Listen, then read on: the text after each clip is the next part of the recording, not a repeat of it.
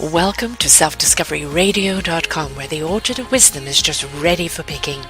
We celebrate your why, the journey that you've taken that inspires someone else. We support your services, we support your story. Come and be our guest, become a host, be an author with us. Come and see what we've got. Our next show is...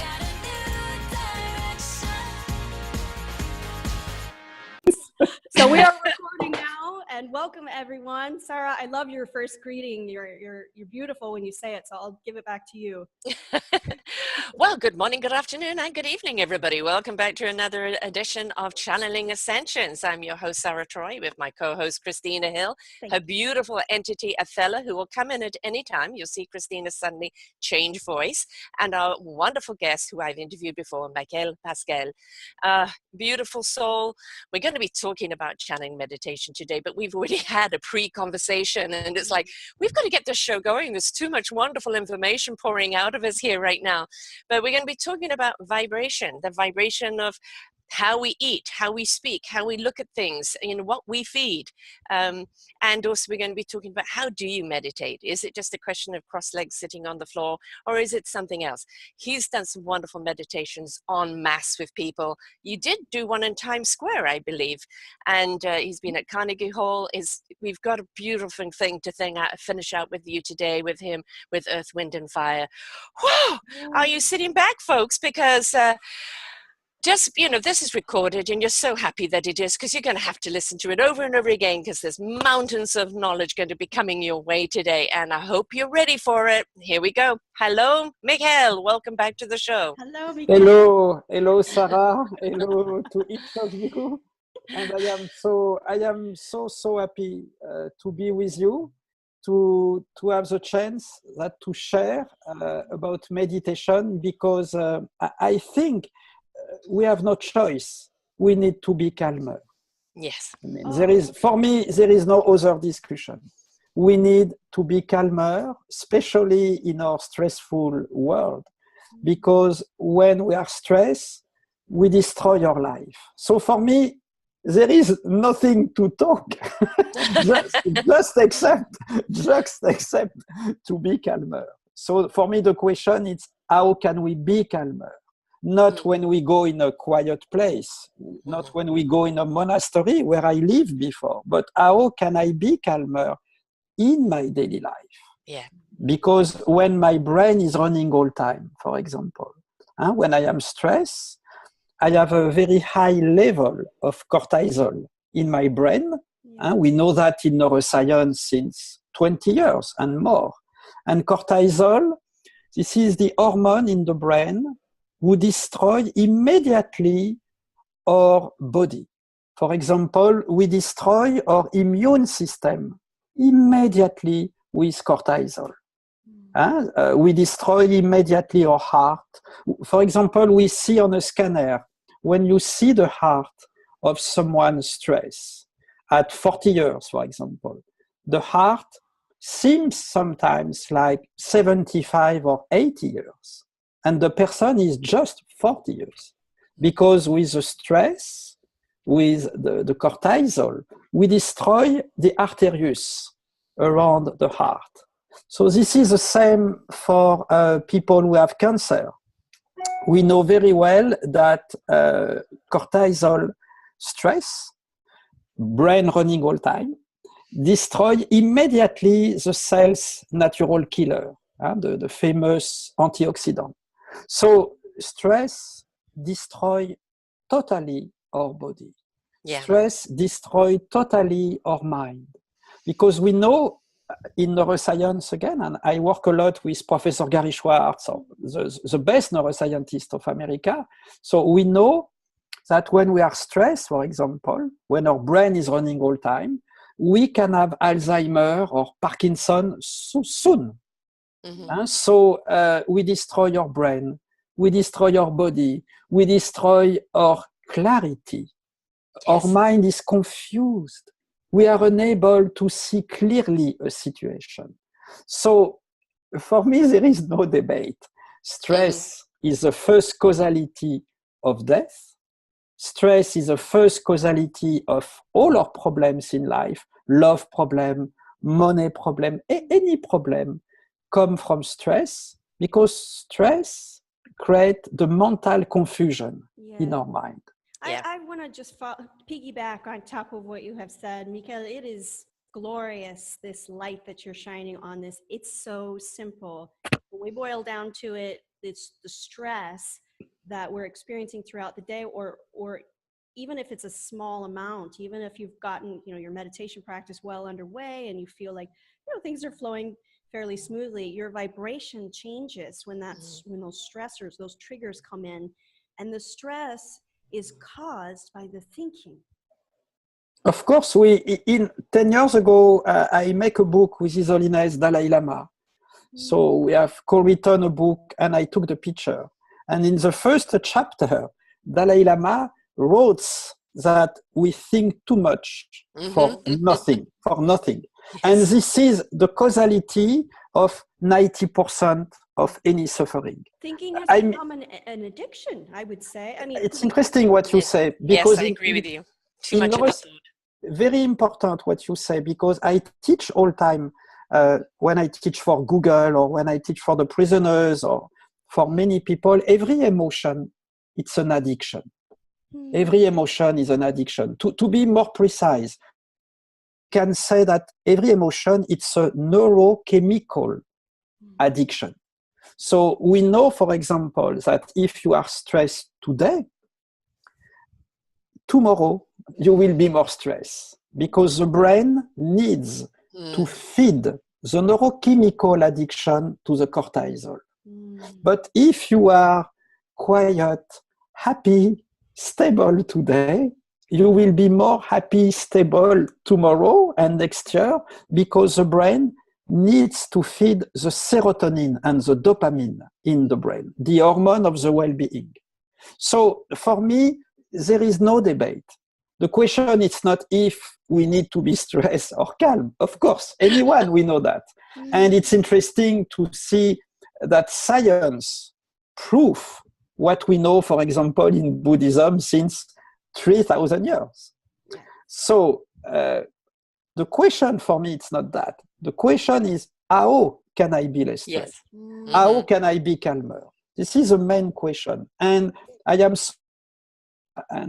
and you to be in your show, because when I came from Himalayas to America, I was so surprised to see that in America we have a wrong perception of meditation. Oh gosh, yes. When I ask to people what means meditation, everyone say hum, like that. Yeah. It's very interesting. Yes. It's very interesting because when I was in my monastery in Nepal, in Kopan monastery, Kopan is one of the biggest monastery in Nepal.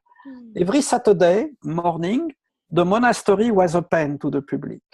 And many American people, they come from Los Angeles, New York, Chicago, because they have the dream to enter in a monastery. And after 2 minutes, all time, they were disappointed because they say, we don't understand. You don't do hum all the time. And me and my friend monks, we say, we never do that. We never do that. So it's interesting to see that in America, we are educated with a cliche of a meditation that we don't practice in a monastery. Very interesting. No, I mean, it's, we discussed this in the last show, which I do invite people to go back and listen to, please.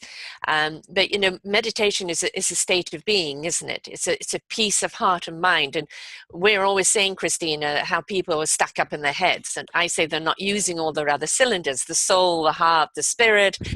Everything is this treadmill dialogue going around and around and around. We get stuck up in there, and it's information overload. It's not your knowingness. The soul, the heart, the spirit connection to knowing what you need to know when you need to know it is all you need to know. But we've got this obsession with the more knowledge I have, the better I will be. But you can't carry that amount of knowledge in your head without being able to switch it off and going into that state of peace. Otherwise, you'll never understand what that knowledge is about. I know this is something that you teach a great deal, Christina. Yes, Athala has been my master, ascended master, really, since the inception of Othello.org, which is a philanthropy organization now, but also we bring people into retreats, and they likewise, I have to agree with you, Michel, there's a lot of mental noise about the ideas of what meditation are.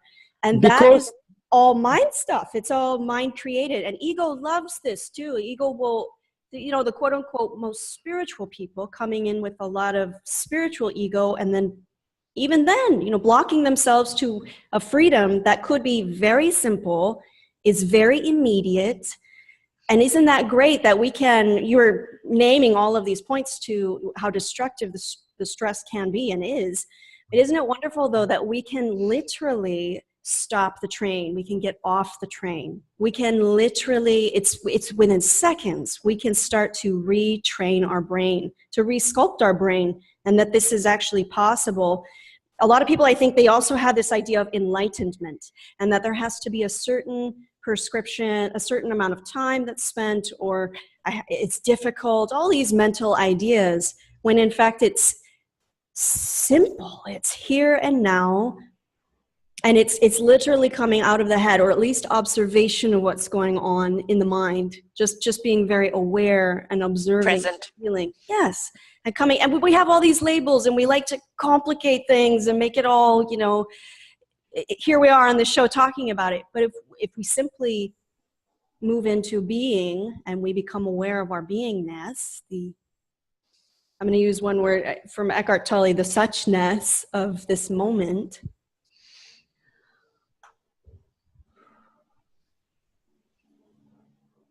And we're not denying what's happening either. I had someone recently tell me, well, isn't that negating or denial when you're living in the now and all this? You're avoiding.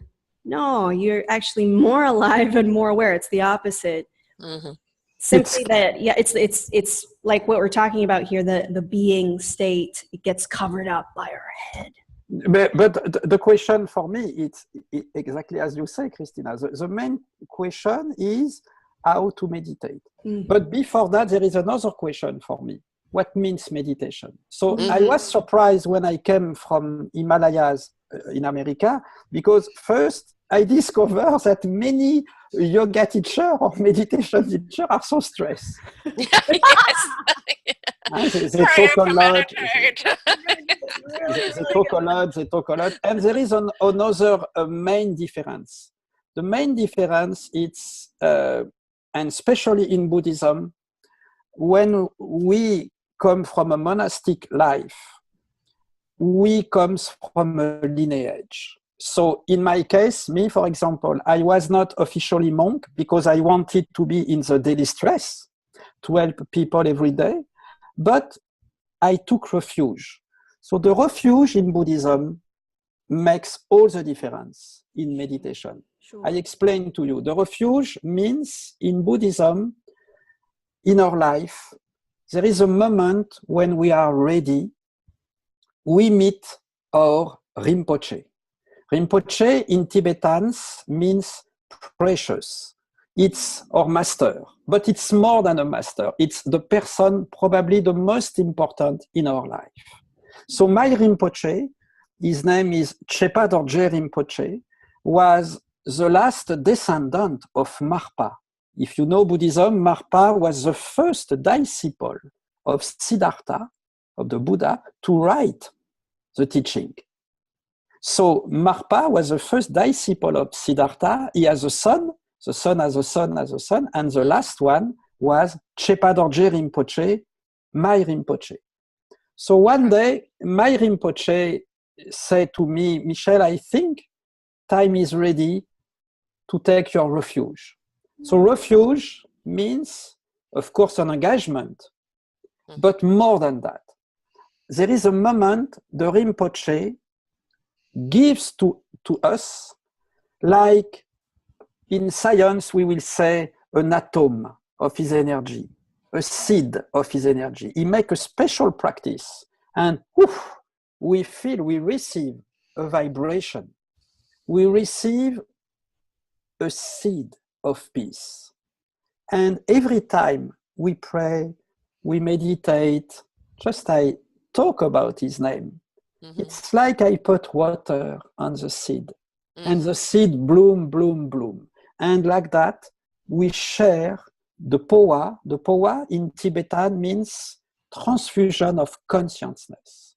So we give a vibration to the person. So this is the main difference, because, sorry to say that, but for a celebrity, for a manager at Google, as I teach, for a prisoner, for a child who have ADHD or child who want to suicide, we cannot say to a person, oh, my friend, you are stressed, you must be present, you must take a deep breath, you must be like this, you must be. It doesn't work. Mm-hmm. We cannot talk to someone's stress.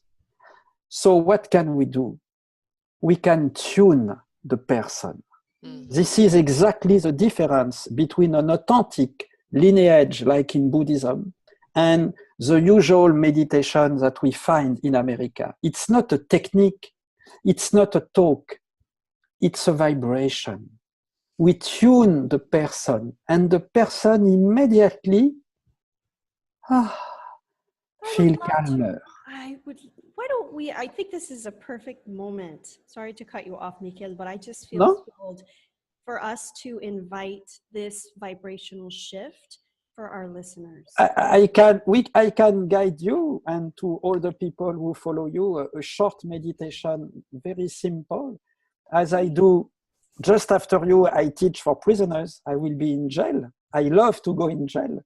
And just before to guide you, I want to say something to you. One day, a prisoner said to me, Michel, if you say to me, be present in your life, take a deep breath, do this, do that, you are not respectful.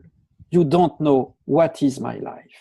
Mm-hmm. So me, when we give tips, advices, it's easy, baby, because we don't live the life of the person. Right. So we're not in their turmoil. Exact. So it's not to talk, it's to tune. So I can do with you together, and I am so happy, Christina, to be with you and to be with you, my Sara. So it's so simple. I can guide you in 1 minute meditation as we do. Okay? I snap 3 times and just we close our eyes. We are sitting down in a comfortable position. We do nothing. Just we are sitting down in a comfortable position. If we have some thought in our mind, we do nothing. Thoughts are like clouds in the sky. They move. So we can meditate like a wind when we have some thought, to push the thought, the clouds in our mind. So we visualize our mind. Our mind is like the sky. Many thoughts, many clouds. We breathe in like a wind. We keep our breath, we keep the wind, and we push the thought.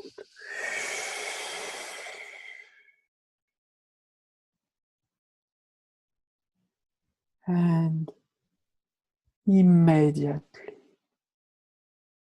we feel calmer. Our mind is like a sky. We can do it again, a last time. We see our mind is like a sky. Many thoughts like clouds in the sky. We breathe in like a wind. We keep our breath, we keep the wind, and we push the cloud.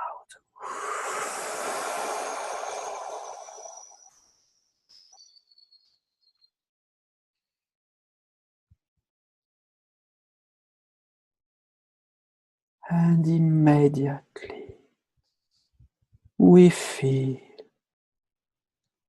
better, quiet. Our mind is like a sky. And we open our eyes slowly.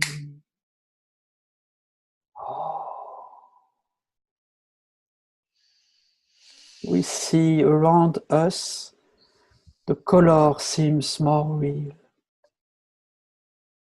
If we touch our fingers, the sensation is more real. How do you feel, Sara? Connected. For me, actually, the going up into the universe is my window. Talk all the time about breath, Of course. about exiting oneself and lightening up and stepping into that beautiful everything and nothingness of space. And it's the same of being that fluffy cloud in the sky. It's weightless. It takes everything off, and you just suddenly just go like a cloud across the sky, just in a beautiful soft moment, without any burden, without any heaviness. And you can just let go. And you can come back to that space where everything about you, even your arms, just feel maybe like they would be in space. You know, that nothing feels weighted down anymore, which is beautiful. And that's the state we need to be in so much more. How do you feel, Christina? I think we're going to have Othello coming on here. I was just going to say the words to me are secondary, maybe even at the last of the line, to the feelings. I really don't want to interrupt this flow. So I would also like for us to perhaps continue for a few more minutes on and gift our audience with more of this. This is rich. It's pulsing. But it's very important what we say, because in a monastery, we realize that all is meditation. There is not a time to meditate and a time to be stressed or to work. No, this is the same time. State of being. Peace, it's like oxygen. Anytime, anywhere, we need peace. We need to be calmer. Yes. So, especially in a stressful world, when people say all the time, I am busy, in meditation for daily stress, we don't lose time to meditate. We use the time to meditate. We use any situation. For example, we are at the workplace. We are facing our computer. It's a wonderful moment to be calmer. We are in the traffic. Me, I teach a lot for Uber. So what we do with Uber drivers, we don't go in a mindfulness room, yoga, etc. Not at all. We go at the rush hour on the freeway in Los Angeles. To be with it. To be calmer in the daily stress. Yes. So the monastery... The calmness in the chaos, yes. The monastery is in our mind. Yeah. The monastery is in our mind. And it never ends. As you say, the continuity is a churning wheel. It never of course. ends. The only time that we create the end and the beginning is, of course, in our minds. And also with the time. The time with which we don't have to, that's a mental construct as well. We can be in our timeless, formless realm, in our reality. Some people think that's too far out there, but as you have just pointed out, Michel, you can be driving and this is your meditation. You are stepping, you are walking, this is the meditation. I mean, it can flow with your full attention to it, rather than, I mean, we do have choice. We can live in the imaginary ego shadow world, which is usually a lot of fear in there, or we can live in real time, now time, and we can be with whatever it is. And just notice, for me, it's also about noticing the storyline around certain things. So noticing as the thoughts rise up, the story telling me about what this is good, what this is bad, you know, and the story. Does that make sense? For me, I mean, it's funny, when I came from Himalayas to America, I was surprised first to see how people speak so fast. So fast. And especially people in spirituality. I have a funny story. One day I was with the Dalai Lama in his monastery. When we do the book, I saw he watched CNN. And on CNN, there is a sort of pastor, I don't know exactly. The guy say, you must be yourself. You must believe in God. And we know Dalai Lama suddenly says something so funny. Dalai Lama, he say, I don't know very well Jesus, but I cannot imagine he was stressed. Right, right. So, I mean, it's so important. Again, the question is, how can we be calmer? So the answer, it's not to talk, it's to tune with the vibration. This is exactly the power. Because when we guide the meditation, we enter in another state of consciousness. A channeling. So the voice change. Me, I am singer, so I use the voice every day. So we are in another state of consciousness. And I have an amazing story that I want to share with you. A few weeks ago, a mommy brings me her daughter. She's 9 years old. She's so violent at school. She's so stressed, so violent. So the teacher at school, they don't know what to do. So the mommy, she bring me the daughter. She say, Michel, what can we do with my daughter? I saw Diana, this is her name. She was like that, full of stress. And I never ask any question to her. I don't ask, what's happening to you? Tell me. No. Because in neuroscience, we know that the more you talk about the suffering, the more you active the region of the brain associated to the suffer traumatism. So I said to Diana, we can meditate like a mountain together. I have snapped 3 times. She closed her eyes. And at the end of a few minutes, I say, Diana, how do you feel? She said, I feel calm. I love that. And I have trained Diana every day. And after 3 weeks, Diana, she's never violent. No. And she come at school and she said to all the friends at school, my friends, I love you. I'm so apologize. And now I am calm. I am happy. Oh. She stepped into a harmony vibration. That's the thing, isn't it? Yeah, because there's a beautiful harmony of a resonance, like a beautiful song. You know, when we hear you sing, you don't just sing. It's not just a noise coming out of you. It's a resonance, a vibration, a harmony that's coming out that's then penetrating everyone and wrapping its arms around people. You know, you're harmonizing them. You're retuning them. And that's what you set her onto a harmony, onto an attunement that she can now live in that harmony vibration and step into her own peace by staying in that vibration. Because it's very important when you talk about vibration, Sara, because again, I go back all time to science. I love science. So we know that with the vibration, with the voice or with the energy, immediately this vibration with the sound active some region of the brain that usually we don't active when we are stressed. Yes. So in a case like Diana, if we put electrode on the brain of Diana, what we could see? We can see that after a few seconds, immediately she creates more serotonin in the brain. Mm-hmm. So it only takes a few seconds. Yeah. I love when Deepak Chopra explained all the electric circuit between the brain and any cells. When I have performed with Deepak last year, it was beautiful when he explained that. So we know immediately the muscle, the bones, every cells receive the benefit of the calm. Yes. And in a case like that, we become addicted. It's like you give a drug to someone. Right. Yes. Oh my gosh, I am in another state of consciousness, baby. Give me some more drug tomorrow. I like this happy feeling.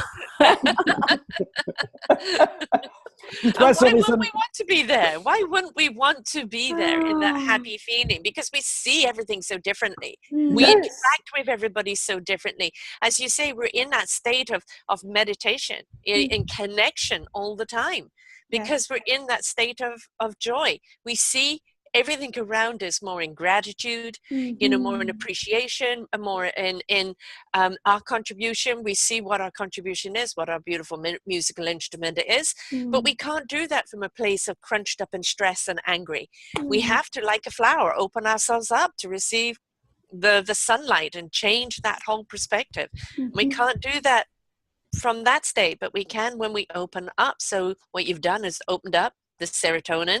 As you said, it's a happy feeling. We want to stay there. So we're going to make sure we keep that frequency, that vibration up there, so that we can continue on that path.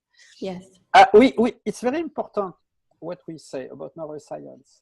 A few days ago, I have the case, a couple, they have a child, and the child, 9-10 years old, he watch all time video games, he's very addicted. So the parents say, we don't know what to do. So I explain what can we do when a child has an addiction to the cortisol, to the stress, because it's overactivity. So what can we do? We cannot say to the child, stop your video game, or because we know it creates conflict, it's worse. Because because the brain cannot feed his addiction to the cortisol, to the stress. So for the child, it's painful. So what can we do? I say we can create another addiction, an addiction to the peace. Because, and it was amazing. I give just one session to this child, a few minutes. And after a few minutes, he say, oh, I love that. I feel good. Can you come back tomorrow? Yes. Well, children are wide open as well. They're more, I think they're more flexible with a vibrational tuning than adults. Not always, but children definitely. And the vibration that you use through the voice box, Michel, is quite high vibrationally wise, and you can sway. It sways. And then it carries up and there's these crescendos, right? And then it's filled in the heart vibration. I think listeners, they will feel this on a very deep soul level. It's like when Othello speaks, her language, her voice is quite melodic, and it's very much of a different dimensional quality, of course, like fifth dimensional quality. It's very much like music. When we get into these tones, it recalibrates our cells. Children, and I feel like adults need to hear this as well, the children pick up on this and they do this naturally. So we as adults, we're learning how to get into these states, but children have, and animals and plants, they have this vibrational quality already built in. It's for us adults, we get in the head.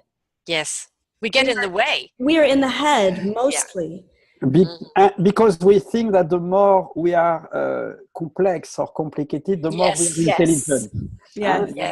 I mean, if you, for example, you are a manager, Christina, and you need to decide for an interview, someone asks for you a job. And if the person say, you know, Christina, me, I am simple, my mind is clear, and I am not stressed. You lose your job in 1 second. if I come to you and I say, I want the job, I have an amazing stress, energy, yeah. Come on. But we see we are educated at the opposite of the goal. Because the goal in our world, we must be active, we must be productive, we must be intuitive. But how can we be active and productive if we are calmer? Because when we are stressed, we go at the opposite of the goal. Yes. We are tired, we are unhappy, we are in chronic dissatisfaction. We know in neuroscience, the cognitive process associated to the stress create a stimulation on the cognitive process associated to depression, sadness, chronic dissatisfaction, suicide, etc. So, again, it's a question not to talk because we receive too much advices, tips, take a deep breath, do this, do that. Shut up. And we need to be We need to change our frequency. tuned. We need to be tuned on the vibration of the universe. Yes, the vibration of the universe. The vibration of the universe is quiet. It's eternity. We come from eternity and we go to the eternity. But when we are stressed, as you say, Sara, we are disconnected from the mother nature, from the vibration of the universe. We are not in harmony with the plants, with the stars, with the flowers. So I love Buddhism because this is a spiritual tradition, the most genius about the emotion. We know if we are stressed, if we have money problem, it's difficult to say to the person, pray God, and you will have money. Jesus is not a bank. No. Sometimes we pray and we have no money. So I was fascinated, as said Dalai Lama, because Buddhism, it's the science of the emotion. It's a science of the emotion. So we can say it's the science to be tuned on the vibration of the universe. And it's not a question to be adult, to be child, to be rich, to be poor. This is the same for everyone. Just after you, I have a group of prisoners. They spend 20, 30 years in jail. Again, and if you come, I invite you, Christina and Sara, if you come in LA, I invite you in the session that we have with the prisoners at Amity Foundation.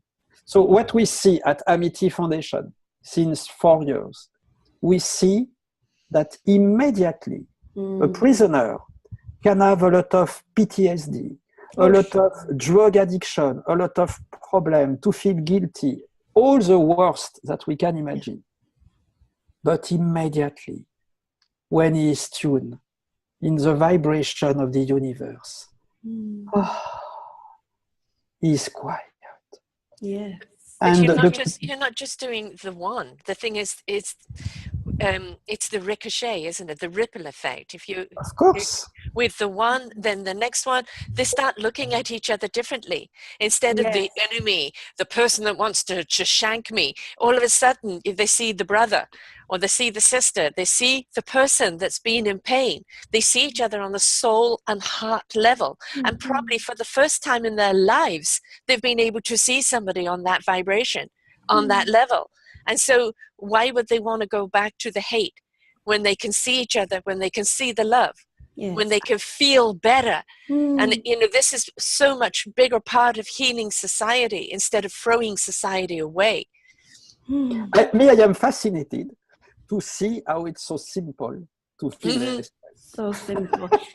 It is. It's getting back to the simplicity of the heart vibration, like heart center, what it feels like to love, which, by the way, a lot of these prisoners, I've also had I'm privileged, we're very honored to have seen and worked with those who go in and out of prisons to support organizations who do yoga for prisoners, and they go in and they meditate. Just that's it. There's literally no conversation. They'll just go in and sit.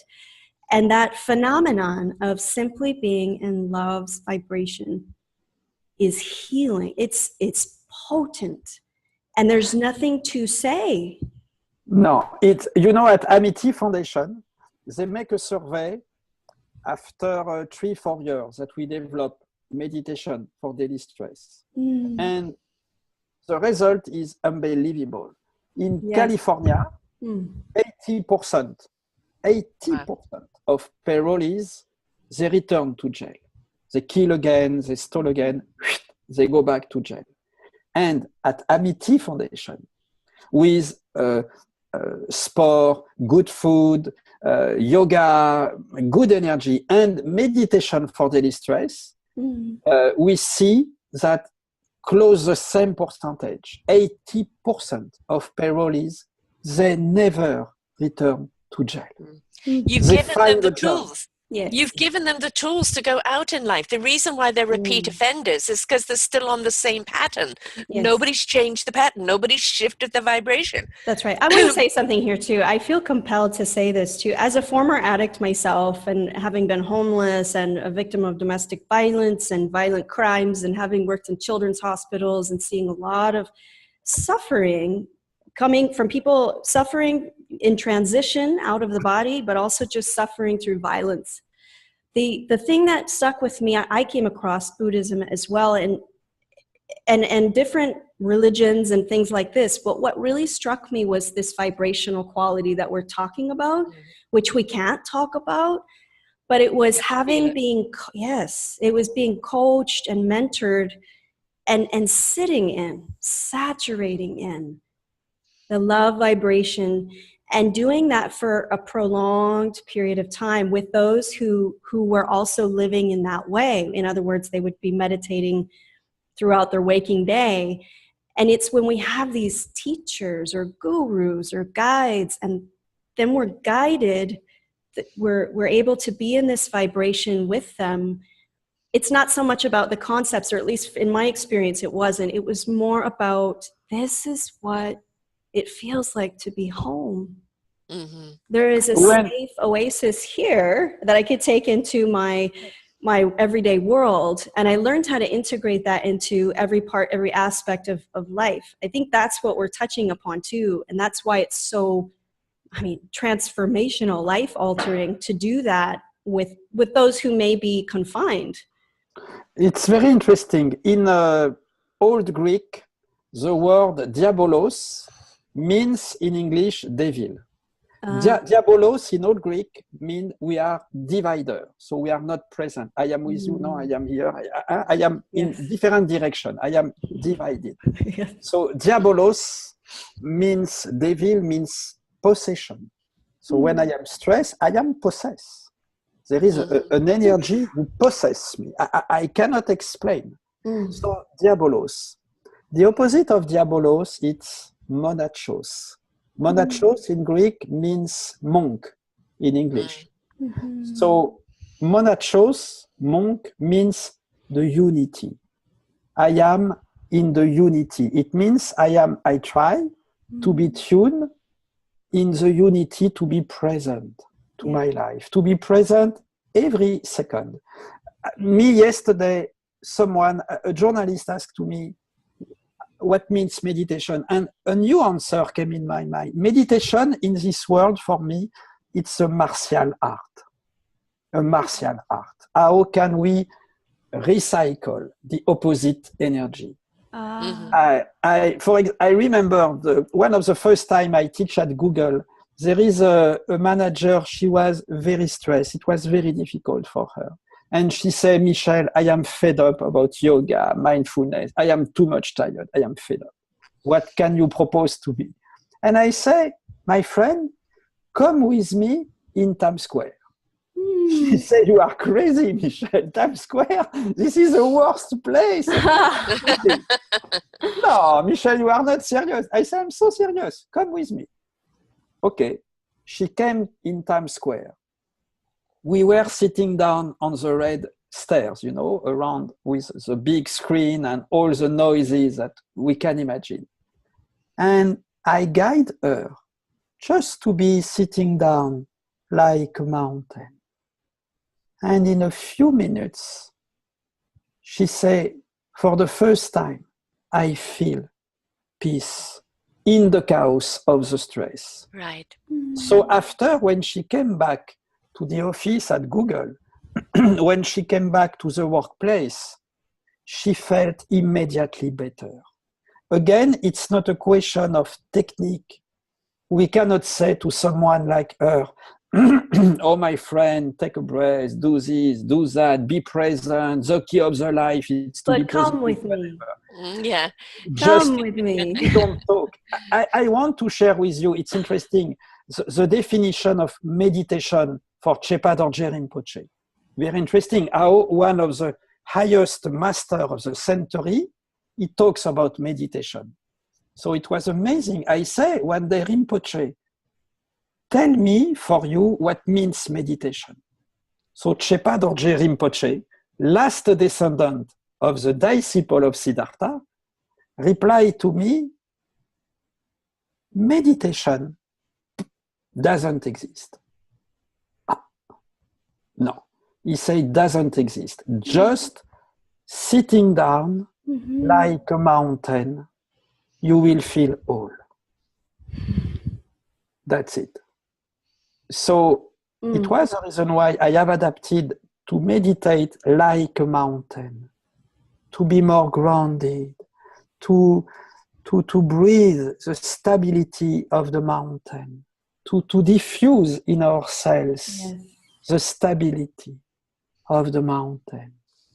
And Rinpoche explained to me that when we give a visualization to someone, it's 10%, but 90%, it's the power, the transfusion of the energy that we give to the person.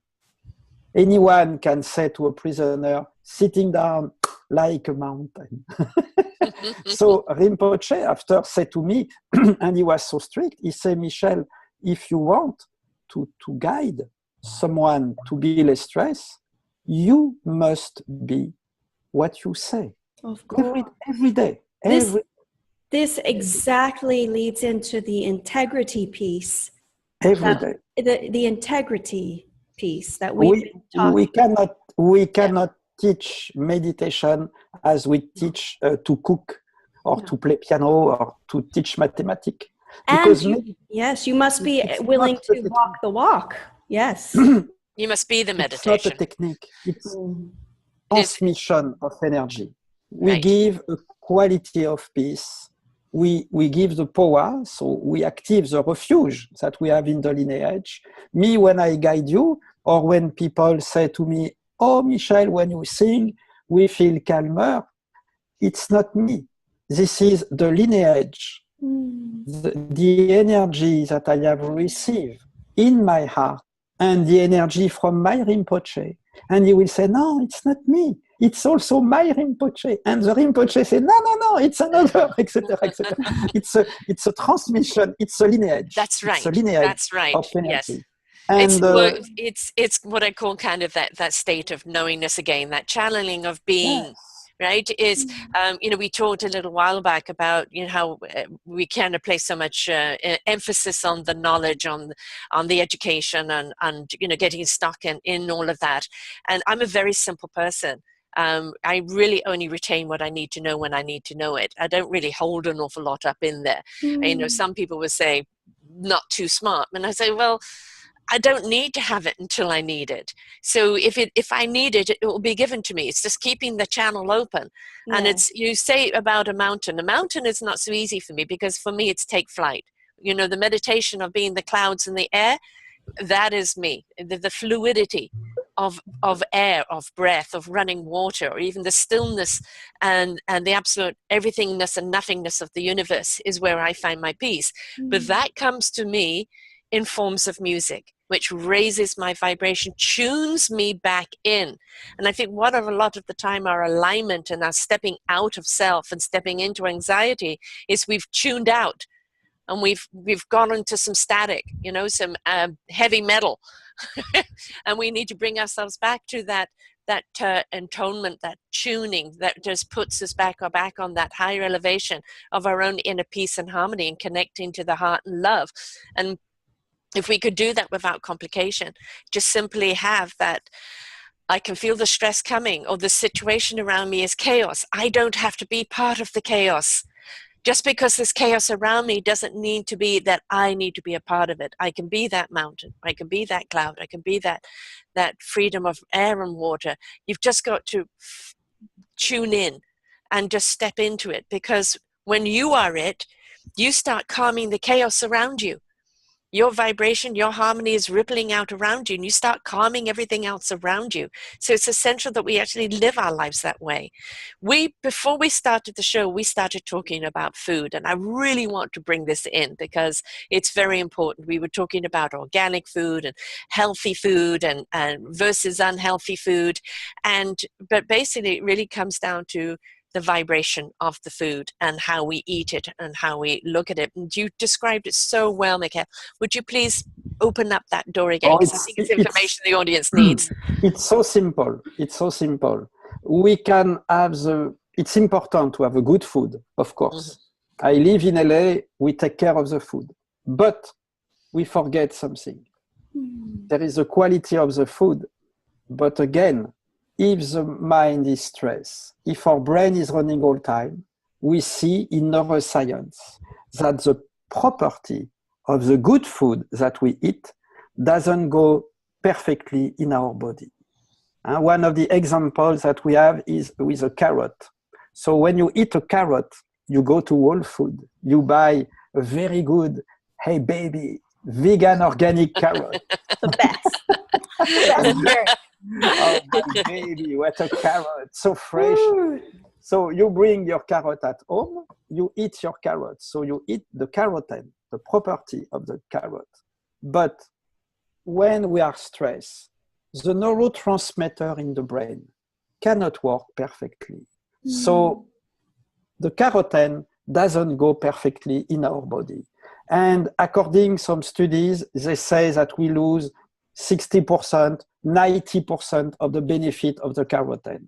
So how we eat and how our mind is more important than the quality of the food. Because in America, we have a sort of obsession. Healthy food. Oh, which food, which tea, But we forget that when we are stressed, we destroy the good quality of the food. Mm-hmm. It's not an opinion, it's what we see in the brain. Right. I can share with you something funny. That's my friend, Dr. Amity Foundation. Amity is the director of the Tibetan clinic of Kathmandu, and he is a doctor of the Dalai Lama and many exceptional masters. He said, he came in my house 2 years ago, and he said in a conference something so funny. He said, in LA, we eat vegan, organic food. We spend a lot of money for that. But most of the people have cancer. In Nepal, in Kathmandu, we eat the worst tea, black tea, not good quality, pork in the street, chicken in the street. We have no cancer. Mm-hmm. Why? Because in Nepal, especially in the Tibetan area, like in Bodhnath, in Kathmandu, people are very calm. Mm-hmm. So they can eat a bad food, yes, but the mind is quiet and they are not sick. Right. But in LA, when I see how everyone is addicted to the stress, because stress, it's an addiction. Adrenaline. Mm-hmm. It's an addiction. It's also a mental disease. Yes. When we are stressed, we have a mental disease. And it's very sneaky because around us, everyone is stressed. And so it seems normal, right? I am normal. Yes, it seems normal. If you're not stressed, what's wrong with you? Yes. That's true. That's so true. We can say, as you say, Sara, if you have not a mental disease, you are not normal. Right. Exactly. Right. Oh, Exactly. me? I have a mental disease. Yeah, wonderful. You are good. Right. It seems that the culture sort of plays into that, doesn't it? It feeds into that. If you're calm, if you're flowing, and people feel that from you, it's almost like, what's wrong with you? Or Right. you're But absent out of your life. You're playing the denial You're living game. in La La Land. Exactly. Yes. But in the same time, I am very optimist because we realize that we cannot keep going on like that. No, of And course not. we see in many big companies like Google, in Harvard University, I came to give many conferences in Columbia University with my friend, Dr. Liza Miller. I see for the students, I see for the school in Catalina Island, where there is my center at the school, children, they study this meditation. I see for the prisoners, I see we realize we cannot keep going on like that. No. We cannot live like that. It's too much painful because after we lose money. It's detrimental, not only to us as human beings, but to the ricochet and the vibration of the planet. I think, people don't realize the vibration that we're resonating on. It affects the plants that grow, the food. It affects the earth, that vibration. We know when we're around someone with negative vibes, how it makes us feel.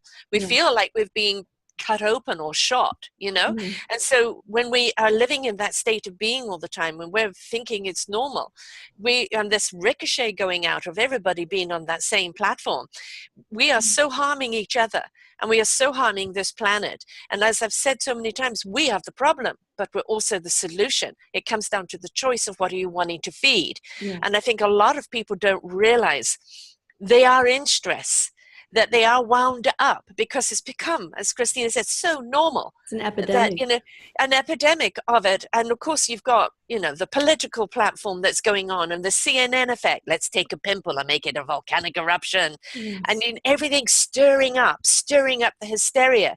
And it's, how do people step out of that tornado constantly bombarding them and step into that state of peace? I couldn't agree. Step into their state of peace. And I would love to grace people with Athela's light as an ascended master. She has light that is unique too, that we can hear through the ears and feel on a vibrational level. But we can talk all day about all that, like all of the tools and all of that, but it's really boils down to the vibrational quality that we feel in exchange. I love the way you were saying, transmutation, the transmission process. So I've loved sitting and floating in this vibration, which I feel. I feel that with you, Michel. I feel that with you, Sara. I know our listeners will feel this. We just.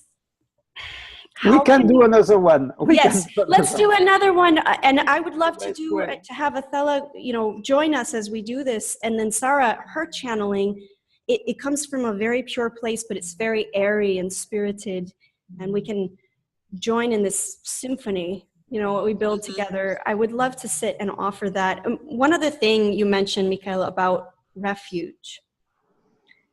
When we give ourselves the gift of retreat, because here I'm in the Yucatan Peninsula, and I came way off the grid here to form this center so that people could specifically come out and touch a dolphin and be in this place where the ocean flows, the sun, we sit in meditation, we're with the grass.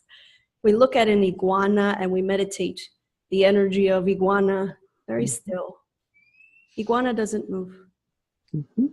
And this channeling of these parts of nature, so we can return to the true self, not that the ego stuff, but the return to home. And then we can learn tools to take it into the matrix so that we could build that. But I was just saying about refuge, a lot of people don't consider that, or they don't think about refuge or retreat. So anyone listening, and if that speaks to you, it doesn't have to be any particular one, but find one that calls to you, and take yourself out of the environment that you've been in and try something else where you're going into a place where you can be, like with Michel's meditation, you can be in close proximity with someone who can go there with you, who can be in that vibration with you.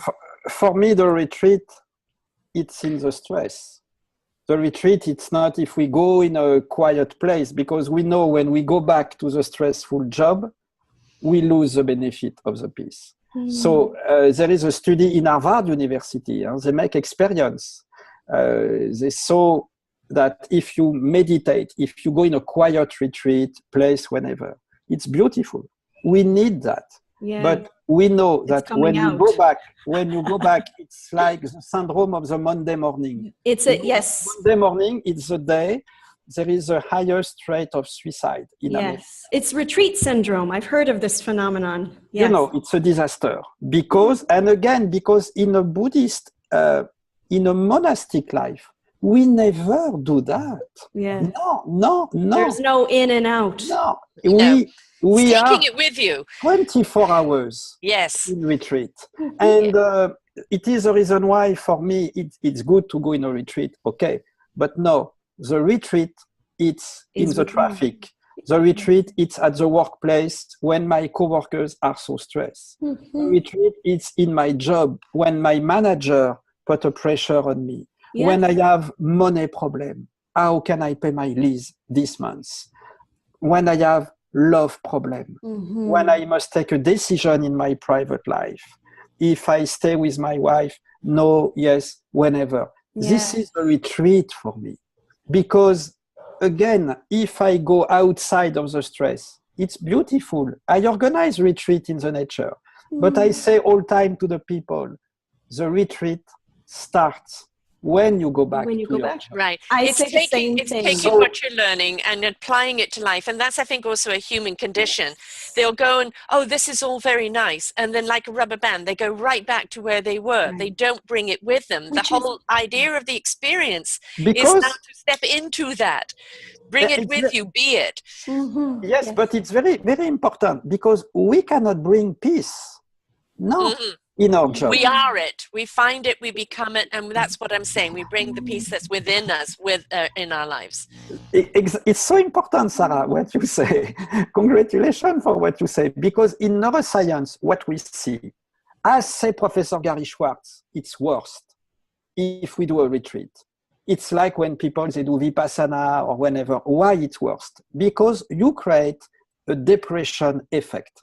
There is a moment I can be quiet, and the moment I will be stressed. Because when we go back to our daily stress, the brain has not received the information. I can be quiet. I can be in quiet my job. I can be quiet in the traffic. The brain has received the opposite information. Right. I am quiet in a retreat. Right. And oh my gosh, I must go back to the traffic. Oh la la, oh la la. Yeah. So the technique is to bring that retreat skill into your daily life. You're in that traffic, you're moving 1 inch at a time, it's noisy, people are honking. It's how to be in that chaos in your inner peace. Yeah. And next Saturday in LA, I organize a retreat in the traffic. This is great. We go awesome. In the traffic. We go in the traffic. Good. And I guide people who drive.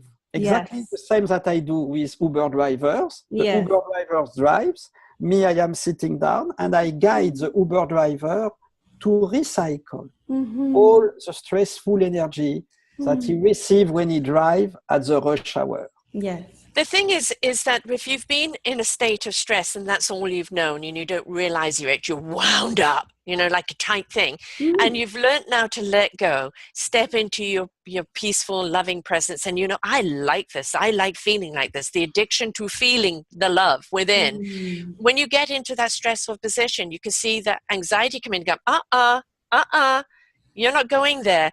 I'm keeping my peace with me. I'm not going to let anyone take it from me. But it's only when you've stepped into that peace and really become it, become it, that you can go into that chaos and still be the mountain in the chaos, with the tornado running around you and not be moved, or be the cloud that will go with it, and don't worry about it, you're not Right. being affected by it. But when the more we step into our inner peace, in that love and that state of being and that knowingness, the more and more we want to be there, and we're not going to let that outside stress in. It can happen around us. It's not going to happen to us. We create the oasis. We are the oasis. And just to touch on some of the points, I think it's excellent. The traffic meditations and really bringing people into airports comes to mind for some reason too. So in these highly populated, stressful situations, because I work with a lot of analytically minded individuals and business executives as well. And as clients, they're like air traffic control being another one, where the mind is not even for an eighth of a second is on this, not even able to stop at all, like not even able to take a break or a breath. It's just rumination. The retreat, the way that we do it here, there are distractions around us, and we kind of have a farm a little bit going on here, animals and things and traffic going by. But I think it's also a matter of going in the mind. I think a practitioner that's really mindful of this will do this, where you can go in the mind and run through these scenarios where you're in your career, you're on the spot. Someone has you on the spot on your job, or in a relationship where there's been turmoil, and you actually go through those motions in the mind, because of course, our mind doesn't know whether it's imagined or real. So we can sit and close our eyes and go through these points, these chaos points, and then become the meditation, become the peace, feel the peace while we're there. That's one technique. And I also believe, as we're telling people as they're coming into retreat, as they're going, that retreat is within you, and it's a never ending. It's something that you have to cultivate, that you give yourself. It's a gift to the self, and it's got to be a part of that self-care that we do every day. But unless we do that for ourselves, as leaders of these retreats and of these programs, unless we do that for ourselves, we're not going to be able to help other people integrate that into their life either. So it's a vibrational feeling. You've got to be. Yeah, you've got to be in to know. You got to be in to know it. When someone comes back to the daily stress, we cannot say to the person, you must integrate your retreat, you must become, again, for me it's a blah blah. Because I understand what you mean. Understand, you understand. Yeah. We are fed up to receive in America 1 million advices per second. We become a hub. Our brain is a hub, and everyone, you must do this, integrate, do this. Yes. Shut up. Yes, let's become the shell. Oh! Let us become the shell. We must feel, we must be tuned, we must be guided. Yes. Because at the beginning, we cannot meditate by yourself. And again, when I talk about meditate, I want to be precise. Meditate doesn't mean the cliche, take a deep breath, not at all. In Tibetan etymology, meditate, you know what does it mean? It means exactly, I train my mind in my daily life. I train my mind. Now, I am with you, Sara. I am with you, Christina. You are so cute together. Full of love. Just we see you, we are not stressed for many lives. We are full of love because we all is a vibration. We receive your love. For me, the most important, this is a vibration. Sara, when you talk, Christina, when you talk with your shell, you give love. You are so kind. So immediately, bye-bye the stress, bye-bye the thought, bye-bye to integrate, shut up. Just speak love. Just be love. Babies. Yes, love, exactly. babies. But we've said this over and over again, and of course, love is what's love got to do with it? Everything.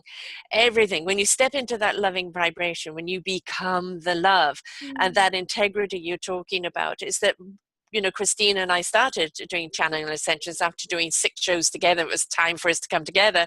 It's about if we can just spread the love with some information, little ingredients on your dish that you're going to devour. It's that vibration. You may not have heard a word we've said today, but if you felt it, if you have felt the love, if you felt the empowerment of your being, of you stepping into your own love and raising that vibration, bringing about your own peace, if you have felt that, then we've done our job. And we love what we do. We are our job. We are that love, and we like to sprinkle it on everyone. It is the most important, again, it's not to talk, but to tune. And to tune the person in the daily stress, because at this moment, facing the computer at the workplace, for example, or in the traffic, immediately the vibration, the person feel calmer immediately. And after a few days like that, the brain has received the neurochemical information. Oh my gosh. I like this. I have a beautiful example. I remember last year, I have the president of one of the biggest company in America. And she cried, she said, I am so stressed. And I have tried all yoga, mindfulness, MBSR, EMDR. Nothing works. I have a lot of anxiety. I am the president of a huge company. I cannot say the name, it's confidential. Whenever, her name is Alicia. So Alicia cry every day. She say, I hate my office. Oh my gosh, my office, this is my jail. What we did, I came every morning, 5 minutes at 8 a.m. in our office, exactly at the place where she is stressed. And I have guided the meditation of the dolphin. Christina, when you have talked about the dolphin is one of the favorite meditations that I teach. I will guide with you in a few seconds, but after 2-3 sessions of 5 minutes, Alicia, she said, Michel, I love my office. You reset her vibration. This is now the place where I love to go. And after 2 weeks, she said, Michel, my team say, we don't recognize you, Alicia. Right. You are quiet, you are happy. Because the goal of the meditation, it's not to imagine that we are a cliche who doesn't exist in reality, but it's to be grateful. I am more alive. Right, step into your creativity. I am more alive. I talk with you, Sara. I talk with you, Christina. I am so grateful. I feel your good energy. I feel your humility. I feel your crazy happy love, baby. Boogie Wonderland. Definitely heavy on the crazy love there, most certainly. So it was very beautiful to see, and it was so simple in a short time that Alicia changed totally the perception of her office.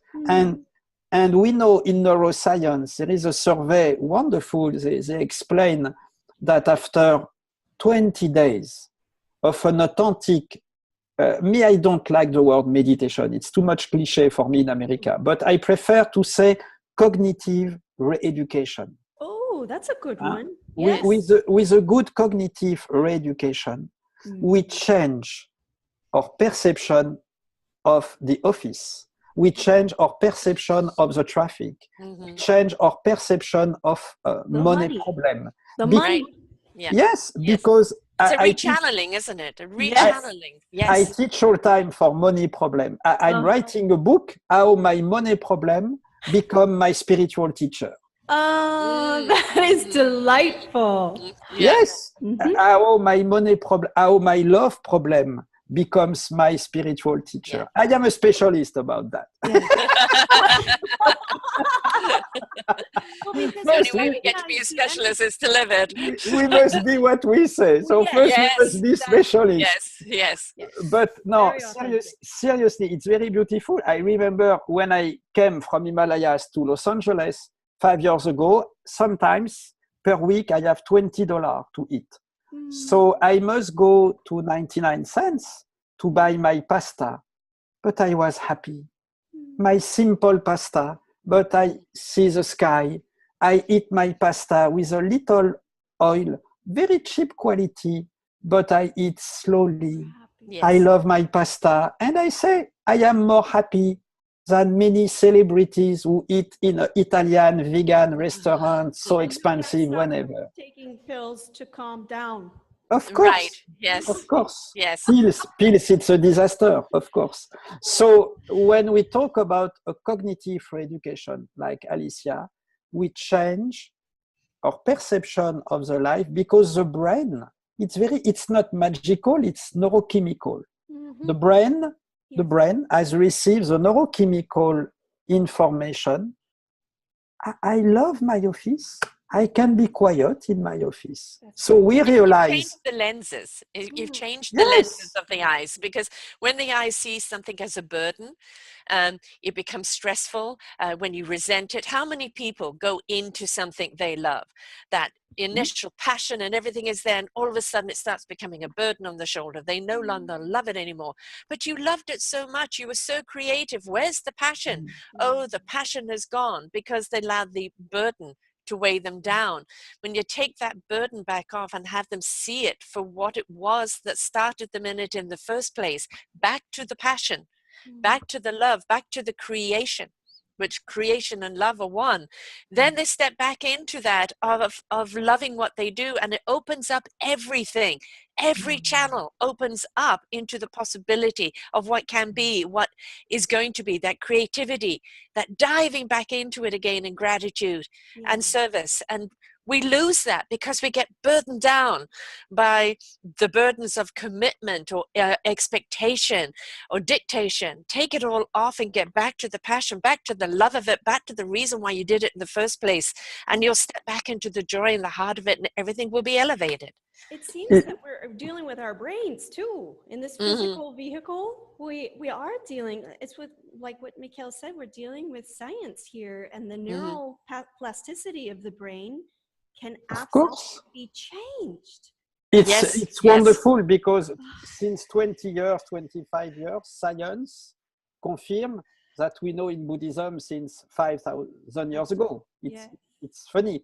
I love to work with my friend, Dr. Gary Schwartz, and we want to co-write a book together because the last discoveries in neuroscience confirm exactly all the Buddhist teachings that we have since 3, 4, 5,000 years ago. So there is no debate. Again, the question, it's not if stress is good, yes or bad. Of course, it's a disaster. The question is, we must be calm. The main question is how to be calm. The main question of the main question, it's not by talk, it's to tune. How can we be tuned if at the beginning someone tune us? We cannot be tuned by ourselves at the beginning because the brain is running all the time. We need... A piano doesn't tune itself. It needs somebody to come in there and tune it before it can make beautiful music, right? That's so true. With that, I want to bring in, I hope it's okay if I do this. I want to bring in, well, when Othello comes in, she wanted to do this dolphin meditation. It's amazing. I think we're all on the same frequency. We wanted to do a dolphin meditation. I want to get a picture of a dolphin that I have on the wall here that I keep. There's dolphins everywhere in this place. And I'd like to show that because when it's in our visual field too, when we see something visually, it helps with the reset of the tuning. Of course. It can be just that. So I'm going to go get that while you guys just relax. Okay, we're going to continue talking. I can guide you in a meditation like the dolphin as we do. But again, I want to say again that visualization or breath exercise, it's just 10%. Just 10%. I said Shepa Dorje Rinpoche, 10%. 90%, it's the energy that we share. This is the most important. We can say what we want by visualization. I want to meditate with an handkerchief. I want to meditate with a glass of champagne. We can say what we want. Right. You know. Oh, thank you, Christina.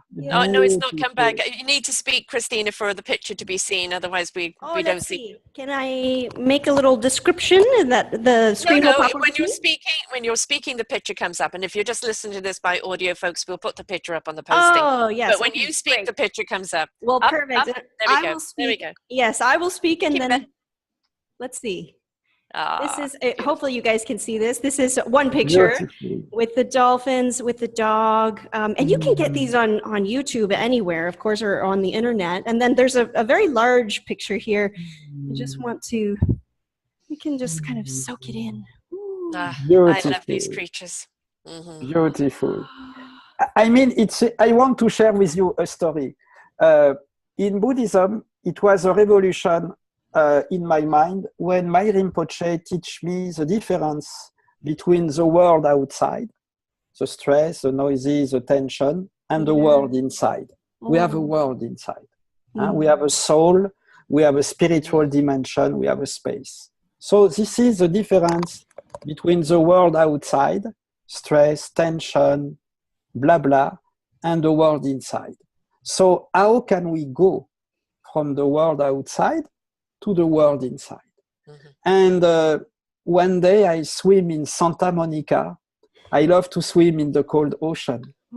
And I saw a few meters from me a dolphin. And the dolphin jumps and dive.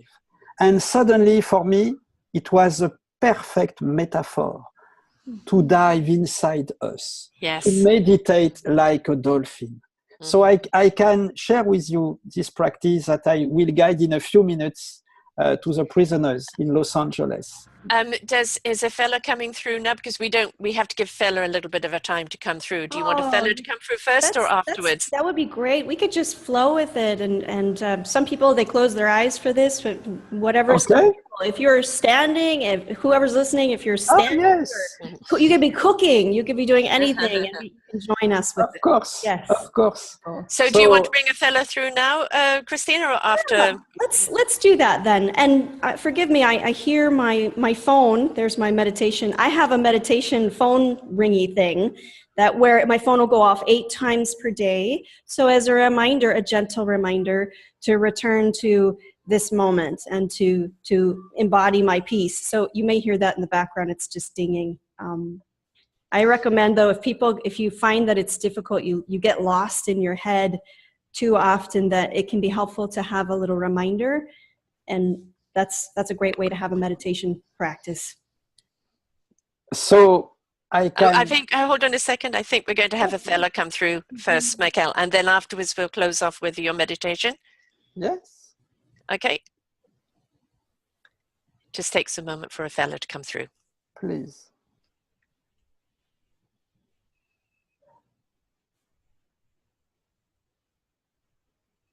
No strain.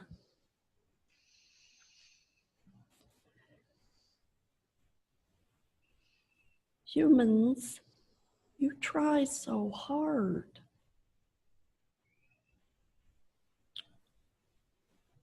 No trying.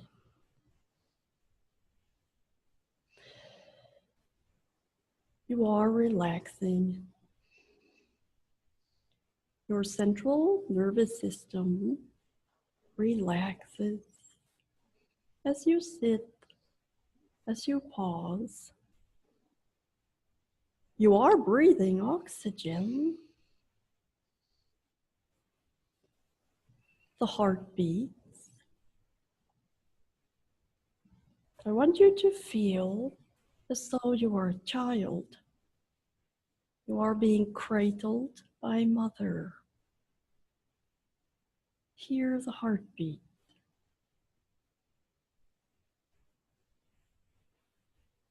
Breathing happens. Let it. As the oxygen flows in, you are in grace. As the oxygen circulates to the heart, you are held like child. Mother You are safe. Release the fears through the toes. And now the exhale can release all fear. Let it melt through the toes. No strain. You are not going anywhere. There is nothing to do. No need to think.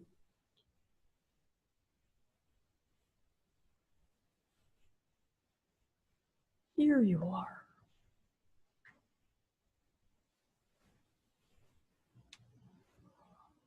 Like a dolphin, gliding, playful, smooth. Under the ocean, near the bottom, it is quiet, calm. There is a reservoir of peace. Find yourself there.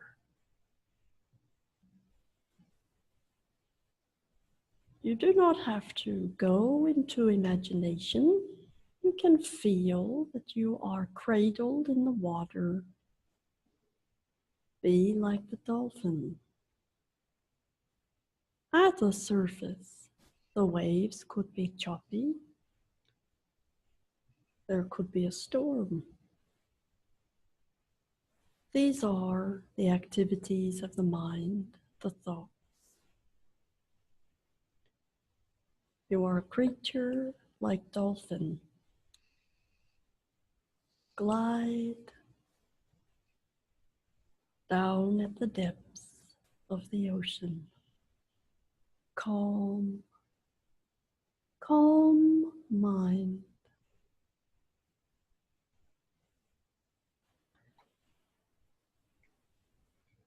Michel and your angels. Please invite dolphins to breach and play, to blow their bubbles. There is the world outside, the tensions, the stress, the blah blah. This is the world outside. But we have also a world inside. We have a soul, a space, an ocean. How can we go from the world outside to the world inside? We can meditate like a dolphin. We are at the surface of the life, in the waves, the tensions, the stress. We breathe in like a dolphin. We keep our breath and we dive inside us.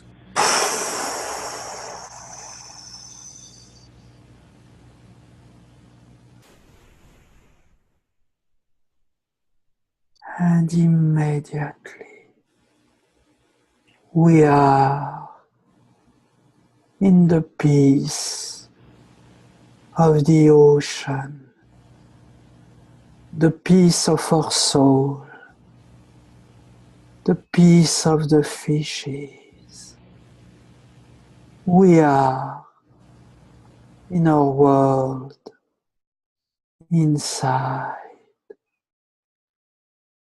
Anytime, anywhere, we can dive inside us in 1 second. And when we are in the abyss of our soul, we can smile like a dolphin. We can smile. Yo do do do do do do. Yo yo do do. Yo do do. Yo do do do do do. Smile. Yo yo. Yo do do do. Yeah, yeah, oh, yeah, oh, smile, yola, yola, yola, yola, yola, yola, yola, yola, yola, yola, yo, oh, smile, yola, yola, yola, yola, yola,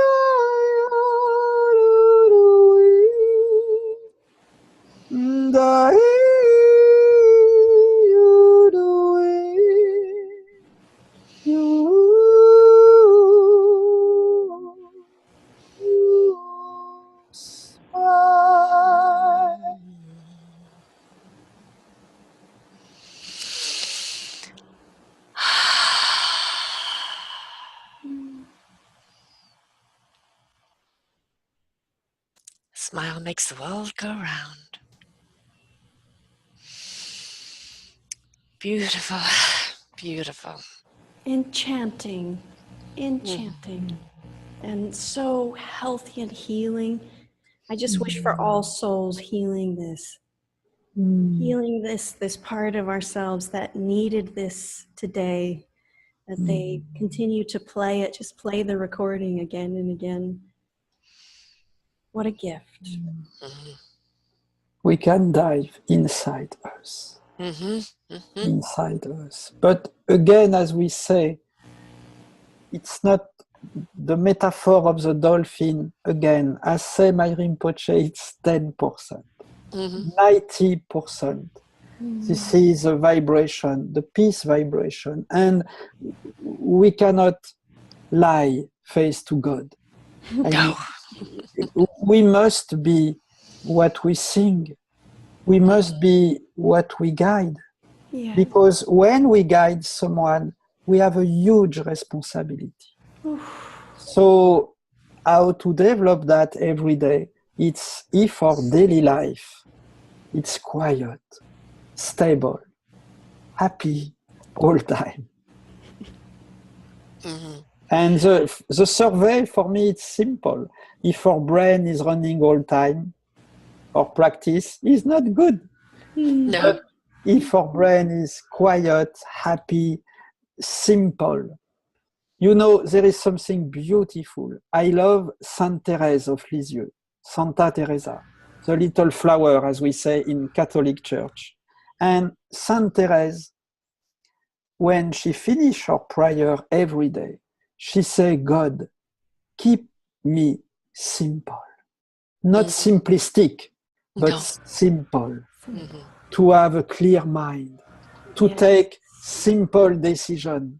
So when in our life, for example, love is complicated, it's not love. It's not sacred love. It's ordinary needs, sexual needs, psychological needs. But love is simple. To be kind is simple. Yes. To be calm, it's so simple. Because God is simple. And again, we talk too much for nothing. We are too much complicated for nothing. Yes, yes. So just when we We dive like a dolphin when we are in the peace of the fishes, the peace of the ocean. Yeah. We're in joy. We're in joy. We are People more think alive. joy. People think joy has to be all this high-pitched euphoria. It isn't. The joy is being in that peace, being the peace, diving into those waters of those beautiful conduit depths of being fed, the soul, the heart, the spirit being fed, and then diving back out of the water like a dolphin to bring all of that back into the surface. It's beautiful. It's the simple pasta. I like that. Yes. Yes. We don't need to complement it with a lot of spices, right? We are the spice. We enjoy really- it so much more.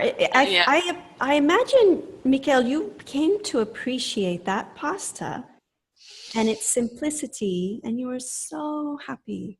Yes, because life is simple. So, and I teach in jail in a few minutes, and sometimes I say to the prisoner, who is in jail? Yeah. Who is in jail? Yeah. Yesterday I teach for rich people whenever, or poor people. But the more I teach for rich people, I have never met in my life someone rich and happy. Never. No, no. But unless they give us. I don't say it's good to be poor. I don't say that. But of course, but I say that when you are in jail and you are broken because you lose your name, you know, in jail you become a number. So if you come to Amity, you will see today many prisoners, parolees are very quiet. And I said to my brother, I am proud of you because million people in LA, they are unable to be sitting down as you are, to be calm and to stop the brain from running all time. Right. So I am proud. And for me, there is no teacher and students. I say to them, I am not your meditation teacher. You are not my student. We share an energy. Yes. As Christina, when you guide us, you give all your love. We receive your love. You are so kind, Christina. Sara, you are a volcano of love. And I keep erupting. Yes, you are. We say in Buddhism, you are fire energy.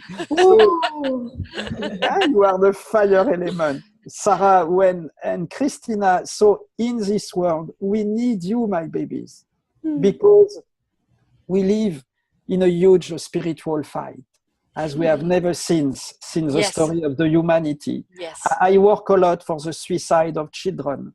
I just finished a movie about the suicide of children with my friend, the actress Gabriella Wright. And you know, maybe in America, this is the biggest taboo. Because you don't know, but the second cause of death from 10 years to 25 years, this is a suicide in America.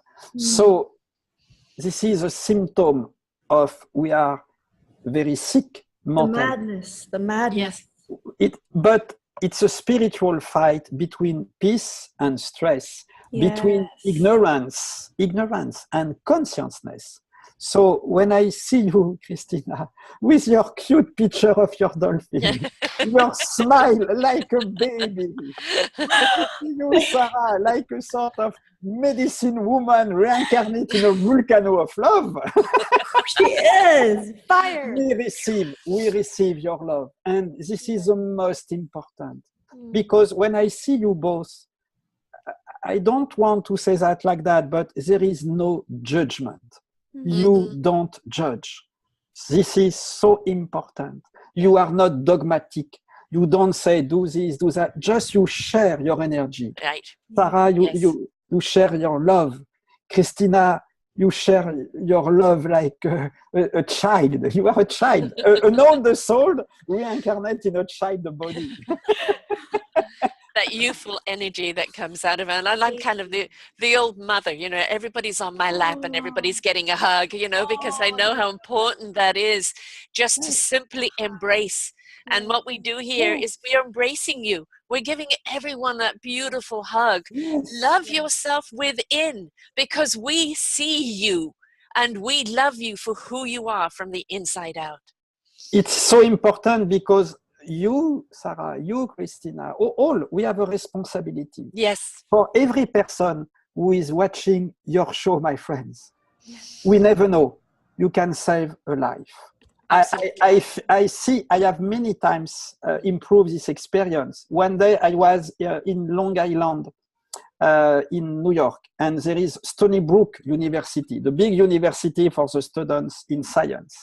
They are so stressed. And you know, maybe 50-60% of the students, they have ADHD. You know that. So, because too much stress. And we know that no pills can cure ADHD. No. To cure ADHD, it's a cognitive re-education. So it was amazing. I remember a Sunday evening to give I don't like to say a teaching, just to share experience. I prefer to talk like that. So at the end, I will never forget, there is a young guy, 22 years old, a Chinese student. He has glasses, and he came to me with a plastic bag. And he said, you know, Michel, in my bag this morning, I bought pills to kill myself because I am a Chinese man. All my family in China, they have spent a lot of money for my studies. And I am so tired and I am fed up about the system because my hope is to enter in a big company and I will be more stressed. So this morning, I decide to kill myself because I cannot go back to China. Say to my family, you have spent a lot of money for me. You work a lot for me. I am a disaster. So my only way is to go to the sky. So he showed me his bag. And at the end of the workshop, he said, I have changed my mind. This talk has changed my mind. So he said, I put my pills in a trash and I want to leave. So I take him in my arms and I say, my friend, life is beautiful. Yes, it is. We are too much complicated for nothing. You will find a way. Maybe find another way. Move from the university. Talk to your family. But just be more alive. Be more present. So it's beautiful responsibility. So Sara, Christina, congratulations for your session. Congratulations for your center. Congratulations for your show, Sara. Because maybe someone is watching us today and the person is very depressed, very stressed. And the person say, oh my gosh, I can be calmer. Simply, yes. Me, the more I see, the more I realize, yes, it's so simple to be less stressed if we are guided by the vibration, by the power, as we say in Buddhism, and immediately, I feel better. So I feel better. Again, if we talk with science, it means I have more serotonin. So I become addicted. I want my drug, my positive drug. Let me find a dealer, baby. Guess what? He resides inside, in the heart and the soul and the divine connection. Yes. He's all there. We're our own drug dealer. Yes. Michel, I must say to you, you are an alchemist of love. No. You are. I know that with total humility, though, your spirit shines forth. And so I feel very honored. And I know that there will be listeners who hear this and just at a pivotal moment, they'll have their moment, perhaps, where they'll be holding the plastic bag. And we never know how far the ripples go out. No. But congratulations to you for what you are joining with science and with this thing that we know as life and that it's all okay.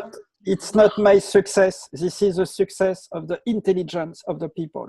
You are a great conduit for that, my friend. Yes, remember, But, you people know, are trying to find their way, and it's people like you and like Christina that are showing people the path.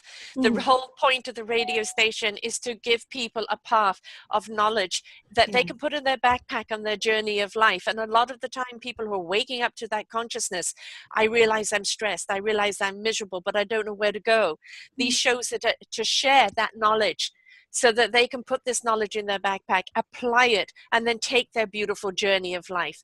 And this is your contribution and a fella's contribution. And because we're all stepping up with love, with heart, and with belief, we can make this world a better place, one soul at a time.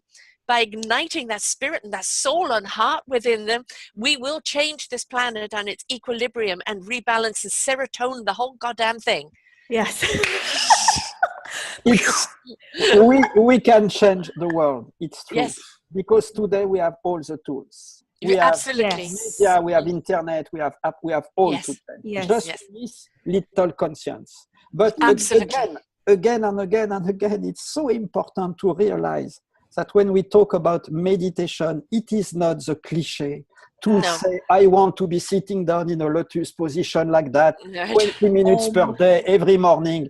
No, we have no time to do that. We are too much tired to listen tips. Yes. It doesn't work like that. It was okay when people live 50 years ago, 100 years ago in the Himalayas or in India, whenever. But times has really changed. Yes. We cannot say to a child like Diana, the little girl who have ADHD, we cannot say to a child violent, take a deep breath, practice everyday meditation, 20 minutes. They don't care. Yes. So when we talk like that to someone, as say my friend prisoners, you don't respect me. He says that he makes me cry because it was extremely true. When we say to someone, take a deep breath, be like this, be like that, we are blind. We don't realize to their pain and to their turmoil. Exactly how the person is in a big suffering. Yes. So again, when we talk about meditation, we need to talk about an authentic meditation. As we live in a monastery, me, I was so surprised when I came in America. I thought that all the meditation teachers, before they live in a monastery, I thought that. That must be surprising. But I discover not at all. Right.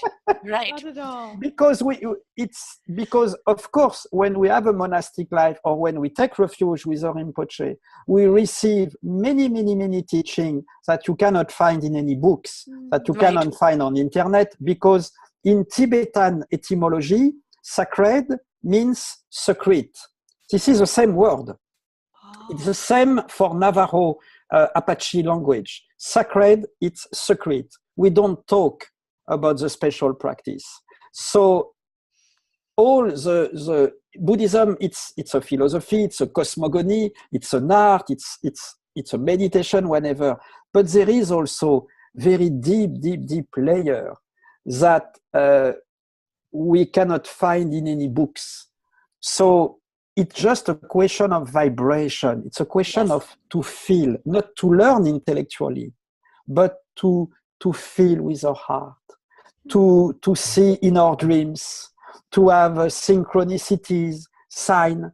It's funny, many people ask to me, oh, Michel, how was your Rinpoche when he teach you? And people are so surprised because I say, Rinpoche, when he teach me, most of time, 10 seconds. Yes, he doesn't talk. But just when I see him, oh my gosh, I understood all. And many times he came in my dream, and he comes in my dream. And I see him clearly in a dream. Or I have an amazing synchronicity, a synchronicity from nowhere, but clear between Buddhism and a situation. Or a sign. We have sign, we have intuition. That's channeling the information, that knowingness that you need. We forget that the authentic teaching in spirituality, it's not talking, it's experience. Being. Because I say all the time, spirituality, it's not a belief. It's not a belief. No. It's an experience. Yes. we make an experience, we live an experience, and we say, my God, I receive an amazing love. I am happy to see you, Sara, with your smile. To see you, Christina. You are too cute with your picture of your dolphin. So when you come like that, in this world, so difficult, it's like when we say one prayer, it's like 1 million prayer. Right. Because we give through the computer, we give through internet a good energy. Right. And again, someone in a difficult case can say, oh my gosh, I didn't know that meditation doesn't mean home, the cliche of that. No, it's not true. It's not the truth, it's a cliche. I say all the time, it's not meditation, it's blablatation. But you know what we're doing here is basically we've created the music for you, and we're inviting you to get up and dance in your own life. Yes. You know, when you hear the music and you feel the music, your body starts to sway. You start to participate with the music.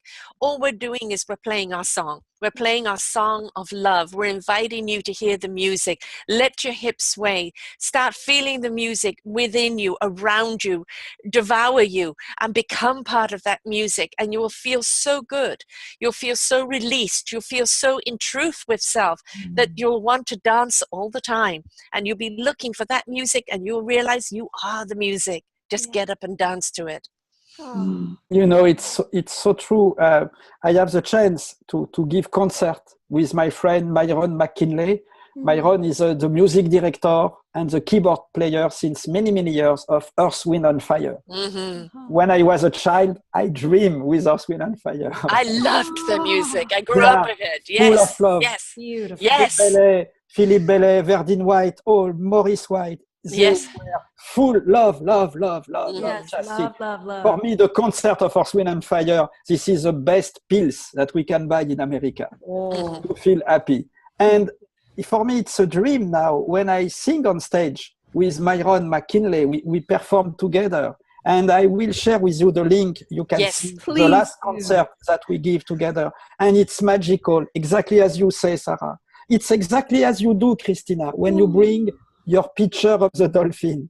Just in your fingers, we feel your love. You don't need to talk, just you bring your picture like that. Yes. You are too cute. I have a picture of you. This is meditation, you know. This is, you give your energy. Sara is the same. When Sara, you talk about the universe, to be reconnected and all. It's so, we feel the vibration of the fire element in your heart. So when we go on stage, we are in eternity, in 1 second. Yes. When we guide someone, when you show your picture of dolphin, Sara, when you talk with all your fire element, at this moment, we are in eternity. We go beyond the words, beyond the concept, beyond. We are in love. We are in God. Yes. When we ask, many people ask to me why we need to meditate. And I reply something simple. We need to meditate because if we are not calm, we miss something that we don't understand. I miss something because we can be rich, we can be healthy, we can have a lot of $1 million, but we have all, but not the essential. And the essential is to feel the divine energy, the divine love. We can say God, we can say the cosmos, we can say the energy. Everyone has his own word. Yes. And for me, the survey for God is the stress. The more we are stressed, the more we are far from God. Yeah. Right. And the more we are calm, happy, stable like a child, the more we are close Part to of God. Part of God. God. That's right. More that we realize that we are God. Exactly. You know, and some people, oh, what'd she say? Yes, you know, the universe is God. We are part of the universe. Every part of us is in that. The more we attach to our heart and our soul and our spirit, the more we are the realization of God, because we are God's instrument. We are part of that creation. And then that beautiful creation, we are here to share, to let our cup runneth over, to pour it over into this world of love. We don't need, there's always going to be chaos, because that's the nature. In the universe, something else is reborn. That is the nature of it. But we don't have to live in this hate to have love. We don't have to buy into that. We can No. live in a beautiful oasis we create for ourselves. And just a reminder that we're eternal and we're of the cosmos. So we're made up of the same material as the sun and the stars. And the dolphins, you know, we're actually, it's no joke. We're actually part of all that. That's of course. Everything is connected. Yes. Of course. It's beautiful, because when we talk about that, about God, we see again that when the mind is calm, the mind is clear. And when the mind is clear in our life, we feel better, because all time, for example, we need to take decision. And to live is to choose all time. I stay in this house, I move in another house, I live with a person, I move from a person. It's all time decision. So when the mind is calm, the mind is clear. And when it's clear, we see clearly in our life, we can take decision, we can have intuition, and we receive some message, and we make the difference between our projection and real intuition that we receive. The knowingness. And you can't receive the knowingness unless you're in that state of beingness, because it literally, your whole entire body is opening up to that channel, and what you need to know at the time you need to know it comes pouring in.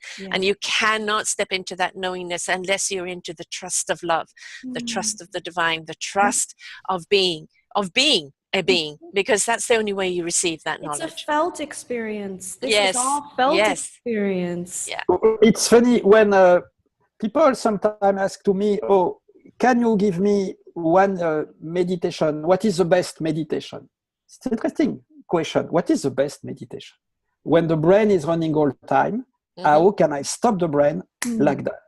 And there is a beautiful answer.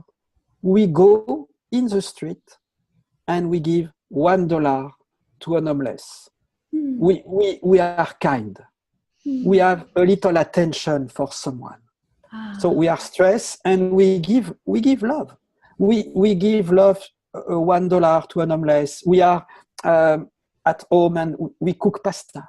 I mean, we give love to someone. Yes. So the best meditation is to be kind. The best cure of depression is to be of purpose and to step forth and do something for someone else. It raises everything up in you. Yes. Because it's so important. In neuroscience, we know that the cognitive process associated to the kindness active the cognitive process associated to the peace. And the cognitive process associated to the peace active the kindness. So it's interdependent. So the kinder we are, the calmer we are. Yes. And the calmer we are, the kinder we are. Yes. So in this world, we have no choice. We must be kind. We must be kind. And absolutely. Absolutely. No choice. Yes. Yes.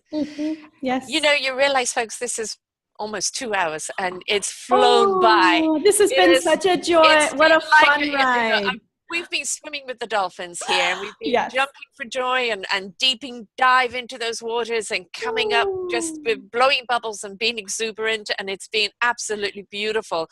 But I guess we need to bring it to a close. I don't want to, but maybe we should. Beautiful.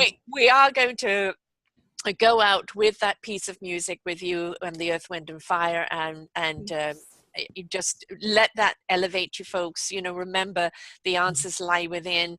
It's just pause, stop, snap out of it. Snap into it.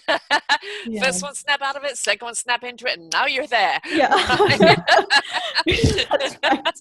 You We're will see in vibrational. the Yes, we're vibrational beings. Yes. So we can, it doesn't take but a second. We can shift our vibration, and we can find these little tricky, little put in your pocket. I'm going to have this, hold this for when I most need it, to pull out at a moment's notice when we are in the chaos, to pull it out and have a picture of a dolphin, or have something that's going to shift your vibration. Something that's going to bring you back to a smile, Exactly. bring you back to heart center, right? Just elevate yourself, or encourage, like we were saying about giving. I think it's so important to remember that we are actually vibration. Sometimes we forget, but we are vibration ourselves. We're good vibrations. Yes. Boogie Wonderland.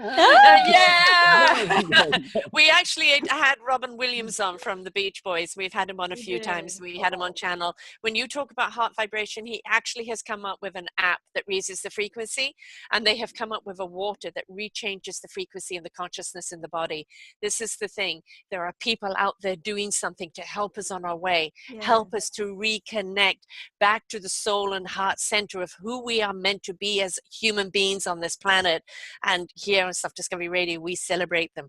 So before we play your music and sign out, would each one of you please tell us how people can find you, how they can be a part of it? So Michel, how do they find you? Madame? It's so simple.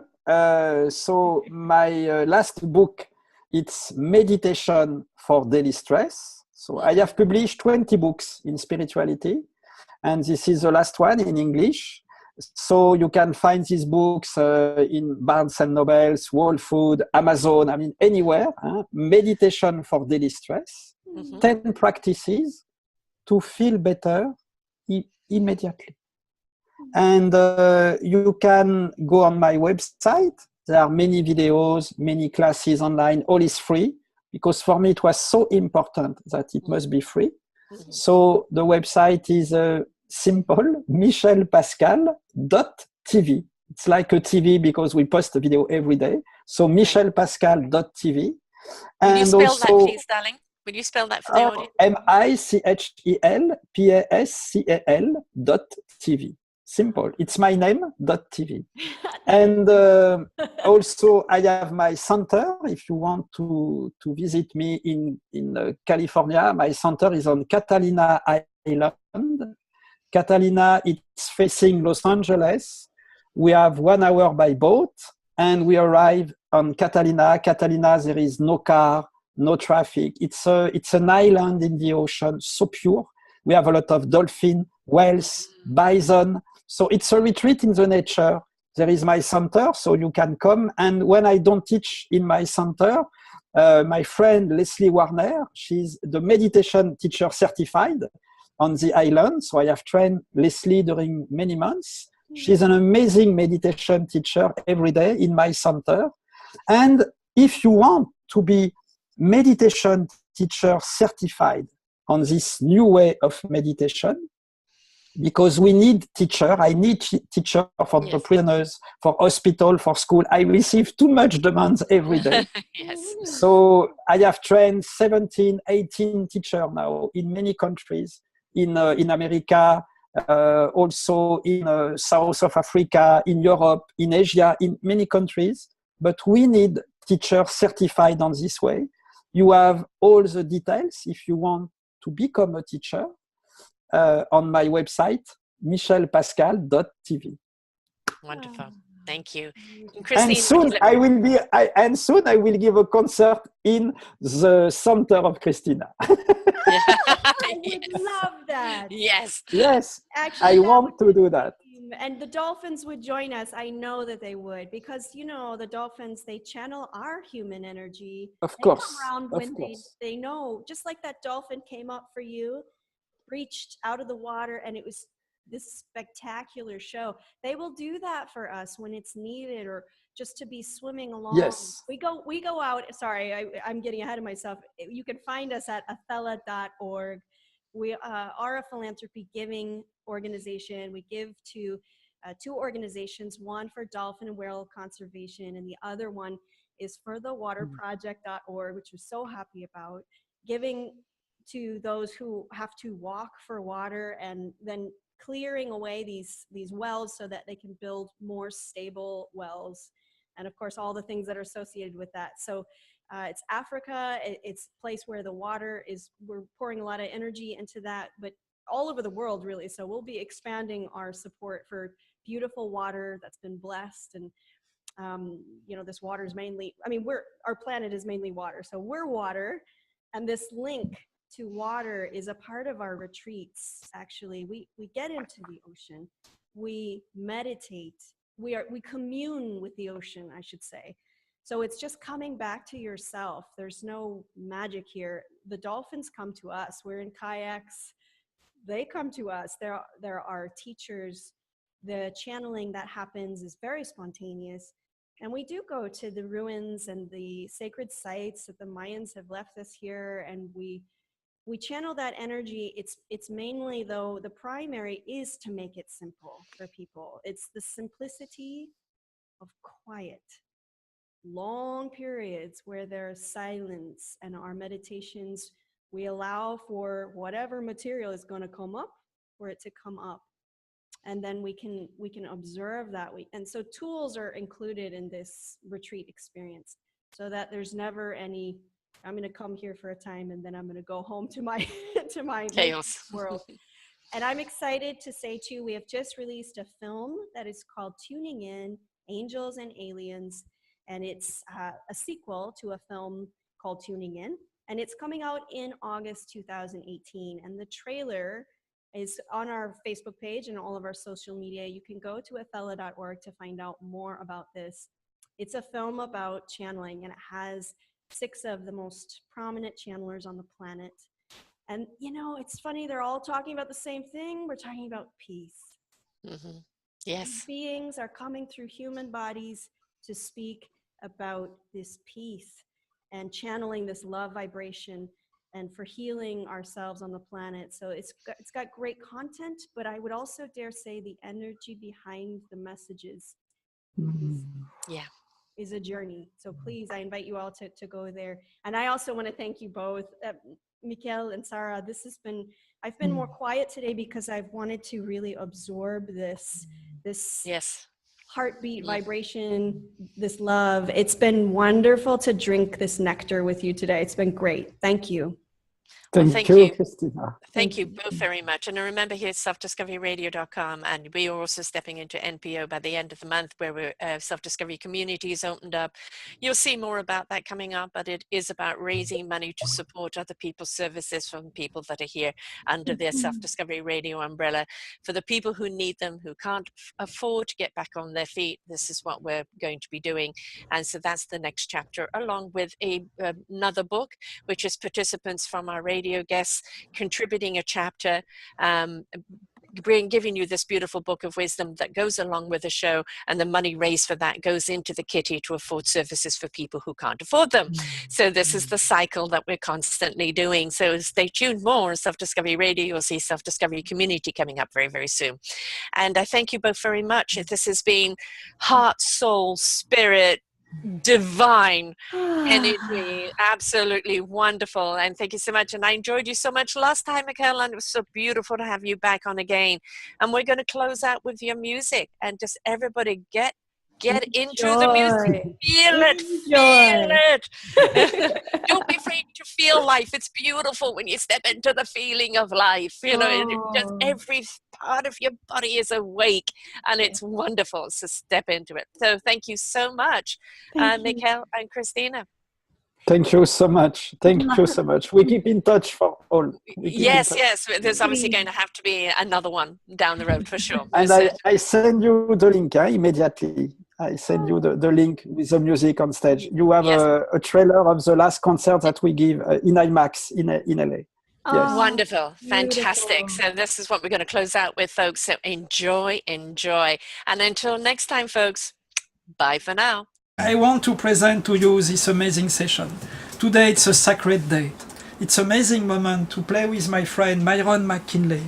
Myron is one of my best musicians in America. Thank you so much. He's a Appreciate it. keyboard player, the music director of Earth, Wind and Fire. So it's amazing to come in a studio today and to say, we want to do a song to help you to be calmer. This is meditation for daily stress. I have written a book to help you to be calmer. How can I be calmer? Immediately, without effort. So when we play music, when we sing, this is meditation for daily stress. Because suddenly the music, it's after our intelligence, after our concept, after our religion, after all that we think, there is eternity. So Om Mani Padme Hum, it's a Tibetan mantra to say my mind is like a sky. My mind is pure. No thought, no fears, no doubt, no addiction, no clouds in my mind. My mind is clear. So it's an honor for me to play this melody and that Myron can play keyboards, arrange and create an amazing spiritual jazz symphonic orchestra with his fingers. Thank you so much.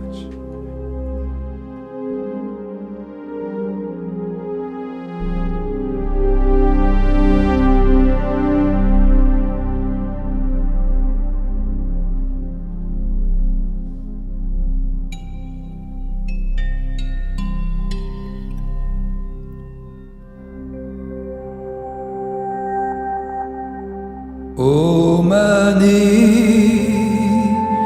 Padme Hum. Om Mani Padme Hum. Om Mani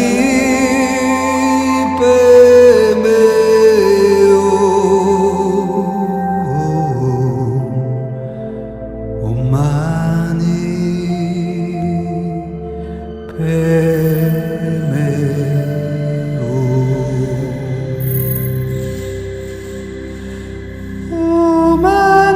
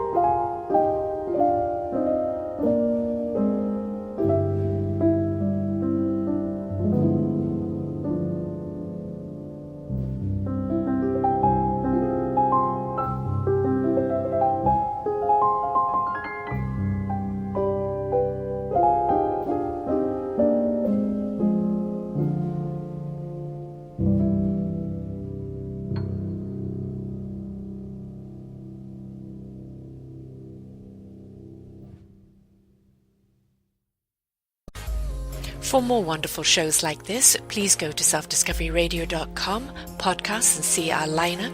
And if you wish to support us, we have a funded button. Please stay tuned for our next show.